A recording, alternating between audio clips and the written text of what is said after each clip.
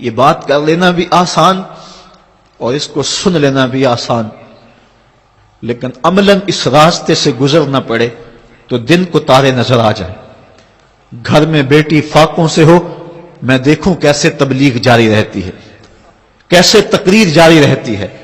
گھر میں بیٹی فاقوں سے ہے لیکن پیغمبر اسلام تبلیغ جاری کیے ہوئے ہیں۔ کبھی طائف کے بازاروں میں پتھر کھائے جا رہے ہیں۔ درود شریف پڑھیے۔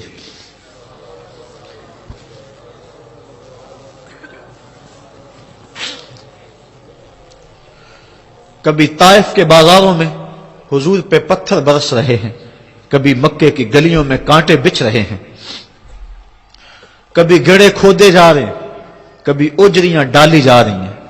جن راہوں سے گزرتے ہیں ایک بڑھیا مسلسل کوڑا پھینکتی ہے، بھاری اجریاں جس میں اطہر پہ ڈال دی جاتی ہیں۔ مکہ المکرمہ کا ماحول جس طرح اذیتوں سے بھر دیا گیا، تاریخ کا کوئی بھی قاری اس سے بے خبر نہیں۔ خون جگر دے دے کس چمن کو سینچا۔ اس دین کی بنیادوں میں پیغمبر کا خون ہے۔ آج ہم مسجد میں آئے تو اے سی لگا ہوا تھا، قالین بچھے ہوئے تھے، پردے لٹک رہے تھے، اچھا ماحول بنا ہوا تھا، لیکن ذرا دیکھیں 14 صدیاں پیچھے پلٹ کے کہ حضور ہاتھ میں پتھر اٹھائے ہیں اور مسجد نبوی کی تعمیر کر رہے ہیں۔ اس دین کے لیے کن کن راہوں سے گزرتے ہیں۔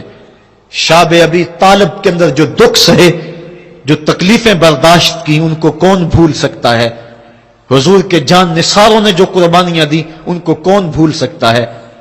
کتب تواریخ پڑھیں کہ عورتوں کی چھاتیوں سے دودھ سوکھ گیا، اور جب شاب ابی طالب کی گھاٹی میں بچے روتے ہیں، چیختے ہیں، بھوک سے تڑپتے ہیں، تو مائیں یہ کہہ کے چپ کراتی ہیں، بیٹا چپ کر جاؤ، اگر کافروں نے سن لیا تو آقا کو تانے دیں گے۔ تو وہ بچے بھی چپ ہو جاتے ہیں۔ اس دین کو جس انداز سے حضور نے اس کی آبیاری کی اور اس کی بنیادوں میں اپنا اور اپنے اصحاب کا لہو دیا، بلال حبشی کی قربانیوں کو کون بھول سکتا ہے؟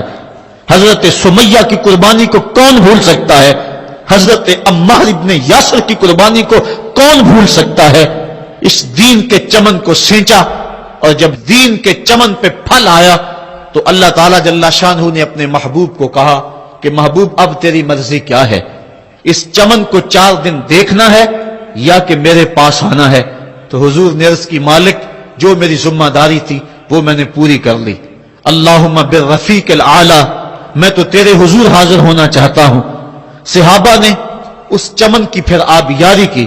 حضرت ابو بکر صدیق رضی اللہ تعالیٰ عنہ نے اپنا خون جگر پیش کیا، حضرت عمر فاروق رضی اللہ تعالیٰ عنہ نے اپنی زندگی کا ایک ایک لمحہ اس دین کے لیے صرف کر دیا، اور سارے دور خلافت میں سو کر نہیں دیکھا۔ حضرت عثمان غنی نے وہ حضور نے جو خلافت کی قمیض دی تھی اس کی آبرو بچانے کے لیے قربانی دے دی، بھوکے اور پیاسے شہادت قبول کر لی، لیکن جبر کو قبول نہ کیا۔ حضرت علی المرتضیٰ رضی اللہ تعالیٰ عنہ نے جس انداز سے جرأت اور پامردی کا مظاہرہ کیا وہ بھی تاریخ کے سامنے ہے۔ وقت گزرتا گیا حتیٰ کہ 60 ہجری میں یزید تخت نشین ہوا۔ یزید بدکار شخص تھا، ابن اسیر اور دیگر بڑی بڑی معتبر کتب تواریخ میں اس کے سیاہ کارناموں کے تذکرے موجود ہیں۔ وہ زانی تھا، شرابی تھا، مسلمانوں کا قاتل تھا۔ بنت عنب کے ساتھ شہر مکہ اور شہر محبوب مدینہ تو رسول میں جو اس کی بدمعاشیاں ہیں ان سے کون بے خبر ہے؟ اس نے شہر مکہ میں بیٹھ کے شراب پی، اور حضرت امام حسین رضی اللہ تعالی عنہ جب گزرے تو اس نے ایک جام بڑھاتے ہوئے نواسہ رسول کے آگے پیش کرتے ہوئے کہا کہ اس کو پی لو، کہ قرآن نے یہ نہیں کہا کہ شرابیوں کے لیے خرابی ہے، بلکہ قرآن نے تو کہا نمازیوں کے لیے خرابی ہے، لہٰذا یہ شراب کا جام لے لیجئے اور اس کو نوش کر لیجئے۔ حضرت امام حسین اللہ یاس باللہ کہتے ہوئے آگے گزر گئے۔ انہوں نے یزید کن کرتوتوں کو اپنی آنکھوں کے سامنے دیکھا تھا، اور اس کے سیاہ کارنامے حضرت عبداللہ فرماتے ہیں کہ ہم نے اس وقت اس پہ خروج کیا جب ہمیں یقین ہو گیا کہ اس کی کرتوتوں کی وجہ سے آسمان سے کہیں پتھر نہ برسنے لگ جائیں۔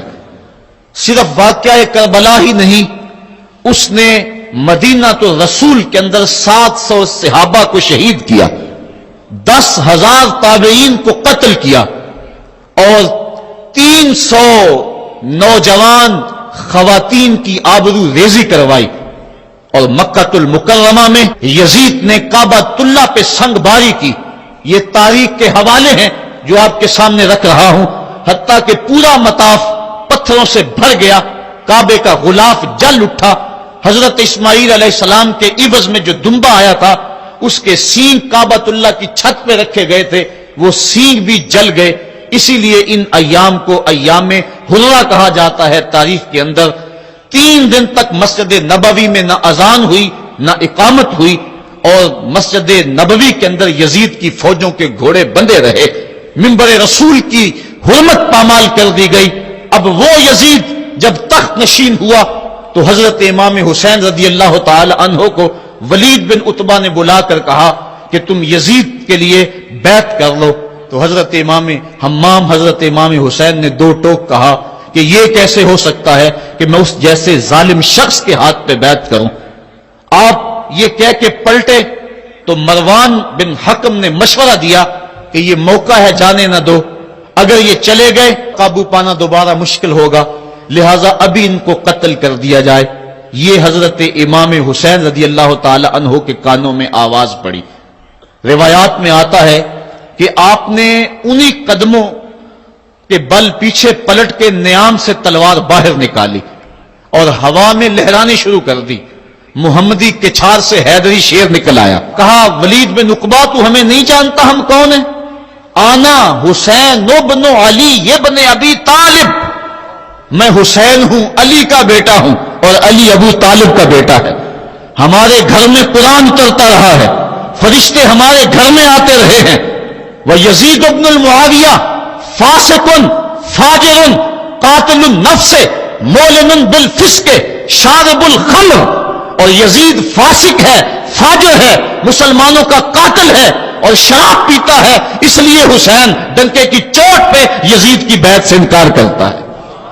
حضرت امام حمام امام حسین رضی اللہ تعالی عنہ نے انکار بیعت کی وجہ بیان کر دی۔ آج یہ پراپیگنڈا کیا جاتا ہے کہ یہ 2 شہزادوں کی جنگ تھی اور یہ اقتدار کے لیے سب کچھ ہوا۔ اگر یہ بات ہوتی تو ترمح بن عدی کہہ رہا ہے، حاتم طائی کا پوتا، جب آپ میدان کربلا کی طرف بڑھ رہے ہیں، حضور آپ میرے پہاڑوں میں آ جائیں اور 5000 کا لشکر آپ کی پشت پہ رکھ دوں گا، اور آپ جدھر بڑھیں گے وہ جان نثاری کرتے ہوئے آپ کے پیچھے ہوں گے اور یزید کی حکومت کے ٹکڑے کر کے رکھ دیں۔ حضرت امام حمام امام حسین نے ترمح بن عدی بن حاتم کی اس پیشکش کو ٹھکرا دیا، کہا میں تو کسی اور کام کے لیے جا رہا ہوں۔ یزید کے چہرے سے اس نقاب کو نوچنا تھا، اس کے مکروہ چہرے کو لوگوں کے سامنے ننگا کر کے بتلانا تھا کہ یہ وہ شخص ہے کہ جس کے بارے میں میرے محبوب اور میرے نانا نے خبر دی ہے کہ بنو امیہ کا ایک ظالم شخص میری سنت کو بدلے گا، اور وہ سنت کو بدلنے والا یہی شخص یزید ہے۔ تو حضرت امام حمام حضرت امام حسین رضی اللہ تعالی عنہ، واقعہ بڑا طویل ہے۔ مدینہ تو رسول چھوڑا، اور 8 دن حاجی مدینہ تو رسول میں رہتا ہے، اور چھوڑنا قیامت سے کم نہیں ہوتا۔ اور حسین تو پیدا مدینے میں ہوئے تھے، ان کا مسکن مدینے میں، وہ کھیلنے کے لیے نکلتے تھے تو مسجد نبوی کا صحن ہوتا تھا۔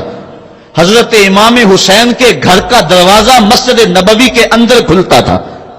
وہ حسین جو مسجد نبوی میں کھیلتا رہا، حضور کے کندھوں پہ سواری کرتا رہا، اور حضور ان کو پکڑ کے اپنے پاؤں پہ اور اپنی رانوں پہ اور اپنے پیٹ پہ اور اپنے سینے پہ بٹھاتے رہے، جن کے لیے حضور خطبہ چھوڑتے رہے، سجدوں کو طول دیتے رہے۔ وہ حسین ابن علی آج اس شہر مدینہ کی بہاروں کو چھوڑ رہے ہیں۔ حضور کی بارگاہ میں آخری سلام کہہ کے اپنی والدہ ماجدہ کے حضور سلام کہنے کے بعد حضرت امام حمام مدینہ تو رسول سے مکہ المکرمہ گئے۔ وہاں پہنچ کے آپ نے ماہ شعبان، ماہ رمضان، ماہ شوال اور ماہ ذیقعد اور ذی الحج کے کچھ دن گزارے. 2 ذی الحج کو، یا ایک روایت میں 7 یا 8 ذی الحج کو پھر شہر مکہ بھی چھوڑ دیا. قصہ طویل ہے کہ 150 خطوط تھے کوفیوں کے، جنہوں نے لکھا تھا کہ ہمارا امام کوئی نہیں، آپ آئیں اور ہم آپ کی قیادت کے اندر حق کا علم لہرانا چاہتے ہیں. صحابہ نے ان کی بے وفائی اور بے مروتی کا تذکرہ کیا تو حضرت امام حمام نے فرمایا میں جانتا ہوں ان کے رویوں کو، لیکن اب انہوں نے چونکہ مجھے خط لکھے ہیں اور اگر میں نہ گیا تو وہ قیامت کے دن کہیں گے کہ مالک ہم نے تو تیرے رسول کے نواسے کو بلایا تھا، وہ ہماری مدد کے لیے نہیں پہنچا. فرمایا اگر میں جاتا ہوں اور کلمہ حق بلند ہو جاتا ہے تو پھر بھی درست، اور اگر وہ بے وفائی کرتے ہیں اور اس رستے میں مجھے جان دینا پڑتی ہے تو پھر بھی کوئی بات نہیں، پھر بھی میں مراد کو پہنچا ہوا اپنے آپ کو پاؤں گا. آپ مکہ المکرمہ سے کوفہ کی سمت روانہ ہوئے. رستے میں حضرت مسلم بن عقیل کی شہادت کی خبر ملی، لیکن پھر بھی آگے بڑھتے چلے گئے. کوفہ سے 2 منزل دور حر بن یزید ریاحی 1000 کے لشکر کے ساتھ مزاحم ہوا اور آپ کو روک کر میدان کربلا میں لے گیا. آپ نے کہا کہ میں یزید کی بیعت کسی صورت میں نہیں کروں گا، جس سے صرف حق ہی قبول ہو، یہی جس کا اصل اصول ہو، جو نہ جھک سکے جو نہ بک سکے، اسے کربلائیں ہی راس ہیں. حضرت امام حسین امام حمام کربلا کے تپتے ہوئے ریگزار کے اندر 2 محرم کو پہنچے اور 9 محرم تک آپ مختلف انداز سے مفاہمت کی بات اس انداز سے کرتے رہے کہ میں بیعت نہیں کروں گا لیکن کچھ تو خون سے بھی بچنا چاہتا ہوں. لیکن ان کا ایک ہی مطالبہ تھا کہ ہر صورت میں بیعت کرنا ہوگی، اس کے علاوہ کوئی صورت نہیں ہے. ان کا یہ مطالبہ تھا، ان کی بات یہ تھی کہ بیعت تو میں کسی صورت نہیں کر سکتا. چونکہ انکار بیعت کی جو وجہ آپ نے وہاں بیان کی وہ وجہ بہر صورت موجود تھی، اس لیے کہا کہ کسی صورت میں میں یزید کے ہاتھ پہ بیعت نہیں کر سکتا. خیر وقت گزرتا گیا، پھر 9 کو یہ بات طے ہو گئی کہ لڑنے کے لیے تیار ہو جاؤ اگر تم نے بیعت نہیں کرنی. بیعت کرنے کی صورت میں مراعات سے نوازا جا رہا تھا. بڑے سے بڑا شہنشاہ بھی ہوتا اس کے پاؤں میں بھی لغزش آ جاتی، لیکن حضرت امام حسین رضی اللہ تعالیٰ عنہ نے فرمایا کہ یہ تخت و تاج کیا چیز ہیں، جن کی مسند محبوب کی گلی میں لگی ہو وہ تخت سکندری پہ کبھی تھوکا بھی نہیں کرتے. مجھے ان تخت و تاج کی پرواہ نہیں، میں تو کلمت الحق کے اعلیٰ کے لیے میدان عمل میں آیا ہوں. آپ نے مقام بیضا پہ خطبہ دیتے ہوئے کہا تھا کہ لوگوں میں جانتا ہوں کہ میرے ساتھ کیا ہونے والا ہے، لیکن اس کے باوجود میں میدان میں اس لیے جا رہا ہوں وَلَكُمْ فِيَّ أُسْوَةٌ کہ میری زندگی تمہارے لیے ایک نمونہ بن جائے. آپ نے اپنی زندگی کو قیامت تک آنے والی نسلوں کے لیے ایک نمونہ قرار دیا. اور میں نے پچھلے اجتماع کے موقع پہ کہا تھا، جو احباب پچھلے اجتماع پہ موجود تھے انہیں وہ جملے یاد ہوں گے کہ قیامت تک جبر کے خلاف جتنی بھی تحریکیں اٹھیں گی سب کا قائد حسین ابن علی ہوگا. انسان کی عقل اور منطق اس کو یہ دلیلیں دیتی ہے کہ تم جبر کے خلاف اگر میدان میں آئے تو کٹ جاؤ گے، ٹکڑے کر دیے جائیں گے. جبر سے مفاہمت کر لو، لیکن عشق سکھاتا ہے مفاہمت نہ سکھا، جبر ناروا سے مجھے، میں سر بکف ہوں لڑا دے کسی بلا سے مجھے. تو عشق انسان کو لڑنے کا سلیقہ دیتا ہے، محبت باطل سے ٹکرانے کا درس دیتی ہے. کہا میں اس کے باوجود میدان عمل میں جا رہا ہوں اس لیے کہ میری زندگی تمہارے لیے نمونہ بن جائے اور قیامت تک لوگ میری زندگی سے راہیں تلاش کرتے کرتے میری زندگی کو نمونہ بناتے بناتے جبر کے مقابلے میں کھڑے ہو جائیں اور سرخروئی اور کامیابی حاصل پائیں. تا قیامت قطع استبداد کرد، موج خون او چمن ایجاد کرد. اللہ اللہ بائے بسم اللہ پدر، مانائے ذبح عظیم آیت بسر. سرخ رو عشق غیور از خون او، شوخی این مصرع از مضمون او. عشق غیور کے چہرے پہ جو سرخی دوڑ رہی ہے یہ حسین ابن علی کے خون کا صدقہ ہے. ان کے خون نے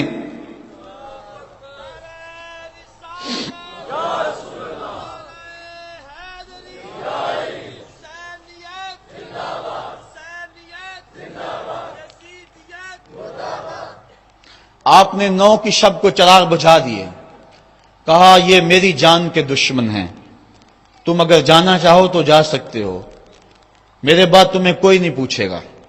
لیکن جانثاروں نے کہا یہ کیسے ہو سکتا ہے کہ آپ کا ساتھ چھوڑ کے چلے جائیں۔ پھر عاشورے کی وہ رات جو درد و اندوہ سے بری ہوئی رات تھی، ساری رات عبادت میں گزاری۔ ایک طرف شراب چل رہی ہے اور دوسری طرف آنکھوں سے عشق رسول کی مستی چھلک رہی ہے۔ تہجد کا وقت ہوا، نماز تہجد ادا کی، شہزادہ علی اکبر نے اذان پڑھی اور کربلا کے ریگزار میں ان کی یہ آخری باجماعت نماز تھی۔ ریگستان کربلا کے ذرے گواہ ہو گئے ان کے سجدوں کے۔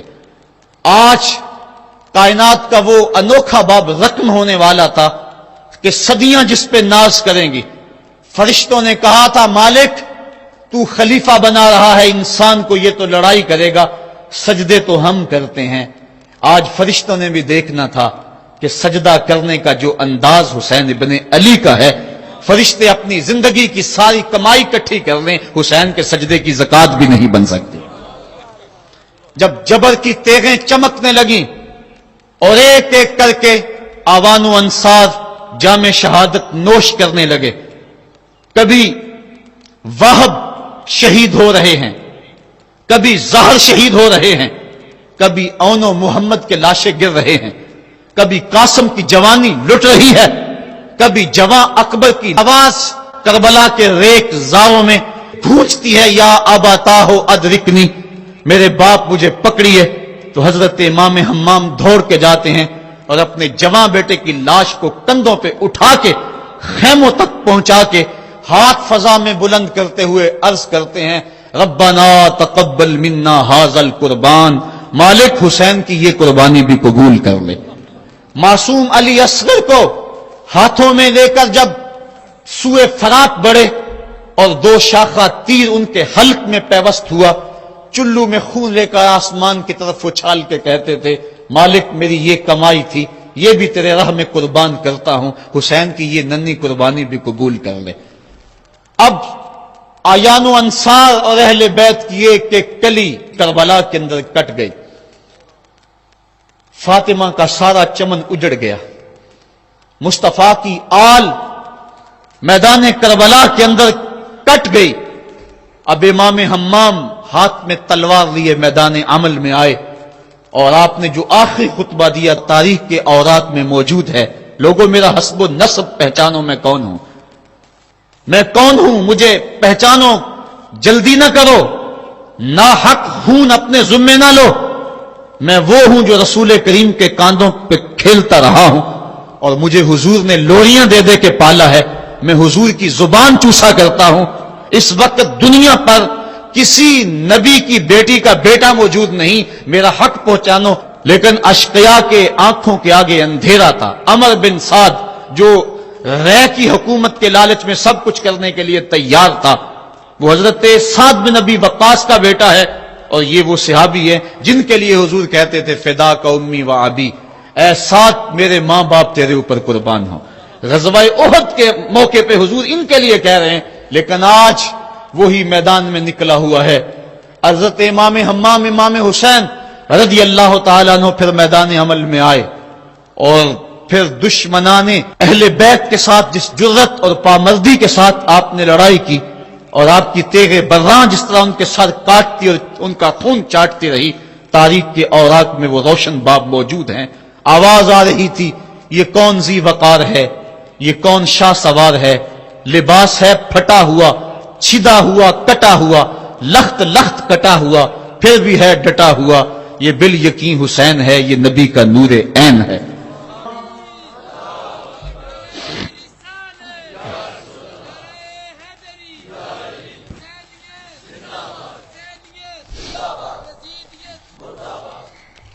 حضرت امام حسین حضرت امام حمام رضی اللہ تعالی عنہ میدان کربلا کے اندر جبر کی تیغوں کے مقابلے میں کھڑے ہیں۔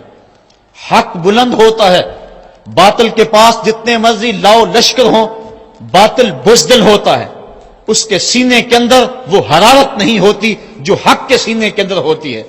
ذرا غور تو کرو، 22,000 کا لشکر جرار ان کے مقابلے میں، جو محتاط روایات کے مطابق، ورنہ 82 کی روایت بھی کتب تواریخ میں موجود ہے، بلا 72 افراد جو 3 دن سے بھوکے بھی اور پیاسے بھی ہیں، ان کے لیے 22,000 کا لشکر کیا معنی رکھتا ہے؟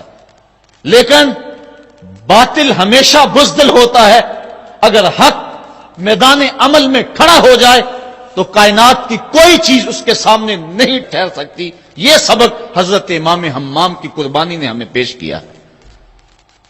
72 افراد جبر کے خلاف کھڑے ہیں، 71 افراد خاک و خون میں ان کے لاشیں مل گئے۔ اب حضرت امام حسین رضی اللہ تعالیٰ عنہ میدان کربلا میں ہیں۔ آپ نے آخری جو خطبہ ارشاد کیا، جس کے الفاظ میں نے آپ کے سامنے رکھے، لیکن انہوں نے ایک ہی بات کہی کہ آپ بیعت کریں یا میدان میں آ جائیں۔ آپ نے کہا کہ میں تو کسی صورت بیعت کرنے کو تیار نہیں۔ پھر میدان عمل میں آئے، ان کو کاٹتے رہے، پھر گھوڑے کو ایڑ لگائی اور فرات کی لہروں میں آئے، پانی کا چلو بھرا اور لشکر اشقیاء کی طرف دیکھ کے کہا کہ تم نے میرے لیے پانی بند کیا، دیکھو آج حوض کوثر پہ بھی حسین کا قبضہ ہے، فرات کی لہروں پہ بھی حسین کا قبضہ ہے۔ لیکن آپ نے اس کے باوجود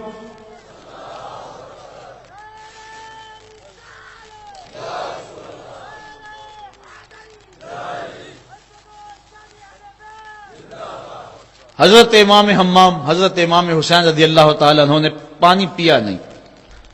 ان کو سکینہ کی پیاس یاد آ گئی ہوگی، جس طرح حضرت علی اصغر پیاس سے شہید ہوئے، وہ منظر یاد آ گیا ہوگا۔ اور دوسری بات یہ تھی، یہ امتحان تھا، اس لیے حضرت امام حمام نے پانی نہیں پیا، لیکن ان کو بتلانا مقصود تھا کہ اگر میں چاہوں تو یہ پانی پہ قبضہ کر سکتا ہوں، اور پھر یہ ساقی حوض کوثر کے نواسے ہیں، اگر یہ اشارہ کرتے تو کوثر کی نہریں چھلک کے کربلا کے میدان میں آ جاتی۔ لیکن امتحان دینا مقصود ہے۔ مصطفیٰ کریم کے ہاتھ میں اٹھے ہوئے ہیں، اللہم آت الحسین صبرا و اجرا، اے اللہ میرے بیٹے حسین کو صبر بھی بخش دے، اجر بھی بخش دے۔ حضرت امام حمام رضی اللہ تعالیٰ عنہ جبر کے مقابلے میں ڈٹے ہوئے ہیں، آپ کی تیغ برّاں ان کا خون چاٹتی رہی، پھر انہوں نے یک بارگی آپ کے اوپر حملہ کر دیا۔ حضرت امام حمام نے اس حالت کے اندر بھی اپنی زبان کو روکا اور زبان سے ہائے تک نہیں کی۔ آج شہادت حسین کو تماشا بنا کے رکھ دیا گیا ہے، اس انداز کے اندر اس شہادت کو بیان کیا جاتا ہے جس طرح وہ ترلے اور منتیں کر رہے تھے، پانی پانی کی صدائیں ان کے لبوں پہ تھی۔ نہیں، ایسا نہیں تھا، زخم پہ زخم کھا کے جی، خون جگر کے گھونٹ پی، آہ نہ کر لبوں کو سی، یہ عشق ہے دل لگی نہیں۔ جب محبت کا دم بھرا ہے تو سب کچھ کٹانا ہوگا اور کٹا کے بھی مسکرانا ہوگا۔ جو محبت کے دعویٰ رکھنے والے ہوتے ہیں ان کا امتحان ہوتا ہے، مشکل موقع پر ہی تو امتحان ہوتا ہے کہ اس موقع پہ یہ دامن صبر پر تھامتے ہیں یا نہیں تھامتے۔ اگر وہ ہائے ہائے کرتے رہے، وہ چیختے اور پکارتے رہے، اور وہ پانی کے لیے ہاتھ اور جھولی پھیلاتے رہے، اور جو پانی کے لیے جھولیاں پھیلاتے تھے انہوں نے پھر بیعت کیوں نہ کر لی؟ ان کو اتنا کچھ دیا جاتا تھا، اس کو قبول کیوں نہ کیا؟ انہوں نے یزید کے تخت و تاج کو قبول نہ کیا، یزید سے پانی کیسے مانگتے؟ وہ تو خود حوض کوثر کے والی کے نواسے تھے، وہ اوروں سے پانی مانگتے پھرتے۔ پوری تاریخ پڑھو کربلا کی، آپ کو نہیں ملے گا کہ حضرت امام حسین کی زبان سے ہائے بھی نکلا ہو۔ آپ نے ہر مشکل موقع پہ صبر کے دامن کو تھاما ہے، اور ہر قربانی پیش کرنے کے بعد ہاتھ اٹھا کر یہی کہا، ربنا تقبل منا ھذا القربان، مالک حسین کی یہ قربانی بھی قبول کر لے۔ اس کا یہ مطلب نہیں کہ یہ دکھ کم تھے، اس کا مطلب یہ نہیں کہ مظلومیت نہیں تھی، وہ مصیبتیں تو اتنی تھی کہ پتھر کا کلیجہ بھی شک ہو جائے، کائنات کا کلیجہ چاک چاک ہو جائے، لیکن اس کے باوجود چونکہ ان کے صبر کا امتحان تھا، اور جب آپ کے اوپر پہم تیر برسنے لگے، محتاط روایات کے مطابق 33 زخم تلواروں کے آپ کے بدن پہ تھے، اور 34 گھاؤ نیزوں کے آپ کے جسم پہ تھے، بلکہ بہت سارے نیزوں کی انیاں ٹوٹ گئی تھی جسم میں۔ حضرت امام حسین رضی اللہ تعالیٰ عنہ کا جب پیراہن اتارا گیا اور اس کو جب دیکھا گیا تو 113 سوراخ اس میں تیروں کے تھے، اور گھوڑے کی زین سے جب فرش زمین پر گرے وہ تیر جسم میں اور پیوست ہو گئے۔ گھوڑے کی زین سے فرش زمین پر جب آنے لگے تو کافی عرصہ لگ گیا، چونکہ برچھیوں کی نوکوں پر آپ کتنی دیر تک معلّہ رہے۔ اس وقت گھوڑے کی زین سے فرش زمین پر آئے اور کربلا کی اس تپتی ہوئی ریت کے اوپر پیشانی رکھی، فوارے پھوٹ رہے تھے، کائنات دم بخود تھی، چرخے کہن کانپ رہا تھا۔ آج تک آسمان نے ایسا منظر نہیں دیکھا تھا، آج تک حوروں نے ایسا منظر نہیں دیکھا تھا، سورج بھی منہ چھپا رہا تھا عاشورے کے دن، یہ منظر اس سے بھی نہیں دیکھا جا رہا تھا۔ ریت کربلا کی کپ کپا رہی تھی، دشمنوں کے نرغے میں مصطفیٰ کا نواسا 3 دن کا پیاسا تیروں اور نیزوں کی برسات کے اندر نے پیشانی سجدے میں رکھ دی، اور آخری کلمات یہ تھے، اللہم رضن بقضائکا وصبرن علی بلائکا تسلیمن لامرکا سبحان ربی العالی۔ مالک، جو دکھ آئے، اذیتیں آئیں، مصیبتیں پہنچی، امتحان آیا، حسین اس پہ راضی ہو گیا، تیرے امر کو تسلیم کر لیا، تیری رضا پہ راضی ہوا۔ سب کچھ قربان کرنے کے بعد مالک حسین تیری تقدیر پہ راضی ہے، مالک تو بھی بتا، تو بھی حسین پہ راضی ہوا ہے یا کہ نہیں ہوا ہے؟ تو حضرت امام حمام کا سر اس وقت تن انور سے جدا کر لیا گیا جب آپ سجدے کے اندر جھکے ہوئے تھے، سجدے میں سر جھکا ہوا تھا کہ دست قاتل نے جدا کر دیا۔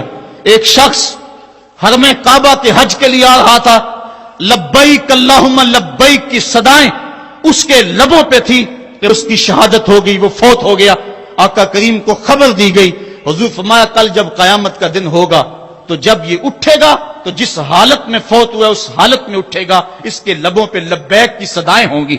حسین ابن علی کا جب سر کٹا اور جب جسم سے تن انور سے ان کا سر انور جدا ہوا، اس وقت سر سجدے میں رکھا ہوا تھا۔ بندہ جس حال میں جاتا ہے قیامت کے دن اس طرح اٹھایا جاتا ہے۔ باقی لوگ قبروں میں اور انداز میں اٹھیں گے، حسین جب قبر سے اٹھے گا سر سجدے میں رکھا ہوا ہوگا۔ قیامت تک حسین نماز میں ہے، قیامت تک حسین نماز میں ہے، قیامت تک حسین سجدے میں ہے، قیامت تک حسین کا سر اللہ کے حضور جھکا ہوا ہے، اور وقت کے یزیدوں کو للکار رہا ہے، وقت کے یزیدوں تم اپنے اپنے دور میں پر پرزے نکالتے رہو گے، لیکن حسین کا سر اور حسین کے ماننے والوں کا سر کبھی بھی تمہارے سامنے نہیں جھکے گا۔ حسین کا سر کل بھی خدا کے سامنے خم تھا اور آج بھی خدا کے سامنے ہی سر خم ہے۔ تو حضرت امام حسین رضی اللہ تعالیٰ عنہ کا سر اس وقت کاٹا گیا، پھر نیزے کی نوک پہ ڈال کر اس کو بلند کر دیا گیا۔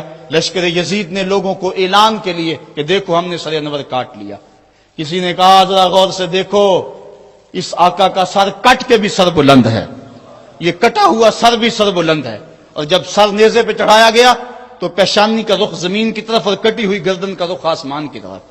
تو کسی شاعر نے کہا باں کے سر نیزے پہ اور سوئے زمین ہے روح، یعنی سجدہ ثانی کی ہے آرزو۔ سر نیزے پہ ہے لیکن پیشانی زمین کی طرف ہے۔ رکعت کے 2 سجدے ہوتے ہیں، ایک سجدہ ہوا تھا کہ سر انور کاٹ لیا گیا، نیزے پہ چڑھا ہوا سر حسین دوسرے سجدے کی آرزو میں مچل رہا ہے، حسین دوسرے سجدے کی تمنا میں مچل رہا ہے۔ تو حضرت امام حسین نے ہمیں یہ درس دیا کہ تمہارا سر کٹ کے نیزے کی نوک پہ بھی چڑھ جائے لیکن یزیدیوں کی اطاعت تم نے کسی صورت بھی قبول نہیں کرنی۔ آج ایک تو طریقہ یہ ہے کہ ان کی زندگی، ان کے شب و روز اور ان کی قربانی اور ان کی مظلومیت کا تذکرہ کر کے آنسو بہا لیں اور ان سے محبت کا اظہار کر لیں، لیکن یہ روح حسین کو خراج پیش کرنا نہیں ہے۔ کیا حسین نے اتنی بڑی قربانی اس لیے دی کہ لوگ قیامت تک بس روتے رہیں، ان کی آنکھوں سے صرف آنسو بہتے رہیں؟ اگر یہ بات ہوتی تو ان کے پاس راستے سے نکلنے کے، انہیں پہلے ہی خبر دی گئی تھی کہ تم شہید کر دیے جاؤ گے، وہ اپنے نانے سے عرض کر دیتے کہ میرے لیے دعا کر دے کہ میری مصیبت ٹل جائے، تو مصیبت ٹل جاتی۔ اتنی بڑی قربانی اور اپنا سارا کنبہ کربلا کے تپتے ہوئے ریگزار کے اندر لے کر حاضر ہو گئے، تو یہ اس لیے تھا کہ لوگ صرف آنسو بہا کے خراج پیش کر دیں؟ نہیں، امام کا مقصد تھا جو میں نے مقام بیضا کے خطبے کے حوالے سے آپ کے سامنے رکھا۔ فرمایا وَلَكُمْ فِيَّ أُسْوَةٌ، میں اس کے باوجود میدان عمل میں اس لیے جا رہا ہوں کہ میری زندگی تمہارے لیے نمونہ بن جائے اور وقت کے یزیدوں کے سامنے تم کھڑے ہونے کے لیے تیار ہو جاؤ۔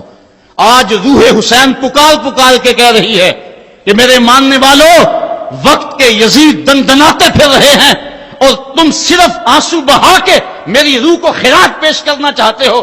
میری روح یوں ہی خوش نہیں ہوگی. میں تو خوش تب ہوں گا جب تم کربلائیں سجاؤ گے, جب تم وقت کی یزیدوں کے سامنے کھڑے ہو کے میری للکار کو تازہ کرو گے تو پھر میری روح سرشار ہو جائے گی کہ اپنے نانے کی امت کو جو پیغام دے کر گیا ہوں وہ پیغام آج بھی زندہ ہے.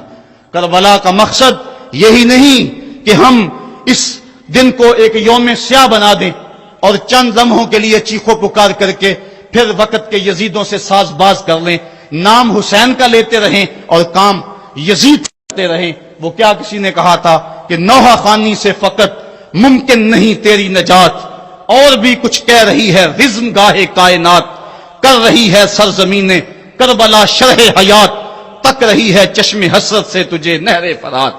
راہ حق میں اب جنون سرفروشی عام کر, اس طرح روشن حسین ابن علی کا نام کر. حسین ابن علی کا نام اگر تم نے لیا ہے, حسین کا نام لینا اس بات کی دلیل ہے کہ بندہ جبر کے مقابلے میں کھڑا ہے. حسینی تو تبھی کہلائے گا, لیکن اگر قافلہ یزید میں ہو اور نام حسین کا لیتا ہو, وہ تو فرزدق نے بھی کہا تھا حضرت میں کوفے سے پلٹ کر آیا ہوں, میں نے دیکھا ہے کہ کوفے والوں کی تلواریں یزید کے ساتھ ہیں, دل آپ کے ساتھ ہیں. اگر تلواریں یزید کے ساتھ ہوں اور دل حسین کے ساتھ ہو تو اس کو قبول نہیں کیا جائے گا. جب کوفے والے رونے لگے, جب یہ مقدس اور ملکوتی قافلہ کوفے کے بازاروں میں داخل ہوا اور وہ شہزادیاں جنہوں نے بازار بھی نہیں دیکھا تھا ان کو بازار سے جب گزارا گیا, وہ سیدہ زینب, لوگوں ایک بات کہتا ہوں, حضرت امام حسین نے کربلا فتح کیا اور سیدہ زینب نے دمشق فتح کیا. سیدہ زینب نے قیامت تک کی عورتوں کی لاج رکھ لی اور قیامت تک کے لیے درس دیا کہ اگر باطل کے سامنے حسین نہیں جھکا تو باطل کے سامنے زینب بھی نہیں جھکی. زینب کی عظمت کو بھی سلام, حسین ابن علی کی عظمت کو بھی سلام. تو جب کوفے میں داخل ہوئے اور وہ رو رہے تھے, ان کی آنکھوں میں آنسو تھے, تو حضرت امام زین العابدین نے کہا کہ اب تمہارا رونا کیا معنی رکھتا ہے, کیا تم نے خود ہمیں بلایا نہیں؟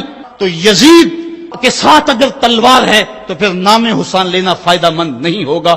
حسین کے نام لینے والے وہی ہیں جن کا دل بھی حسین کے ساتھ ہے, جن کی تلوار بھی حسین کے ساتھ ہے. آئیے وقت کی کربلا میں پھر حسین کا کردار ادا کریں.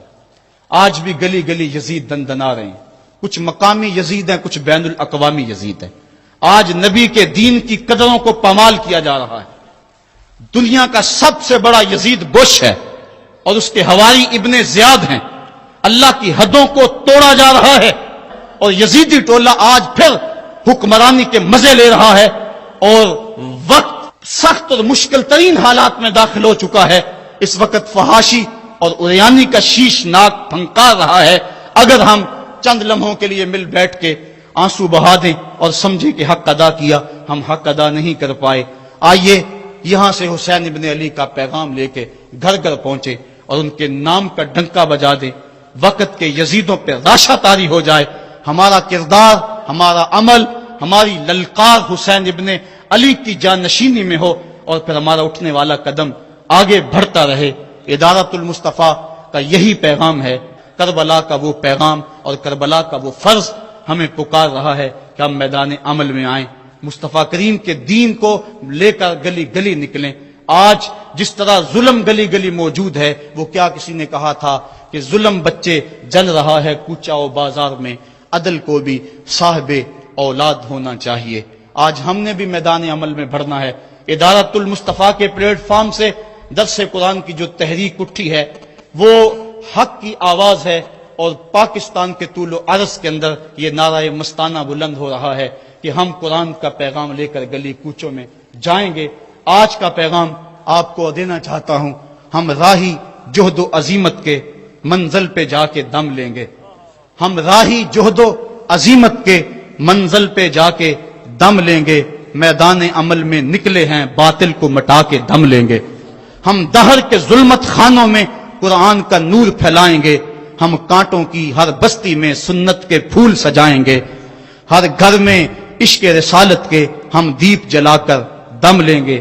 ہم راہی عزم و عظیمت کے منزل پہ جا کے دم لیں گے.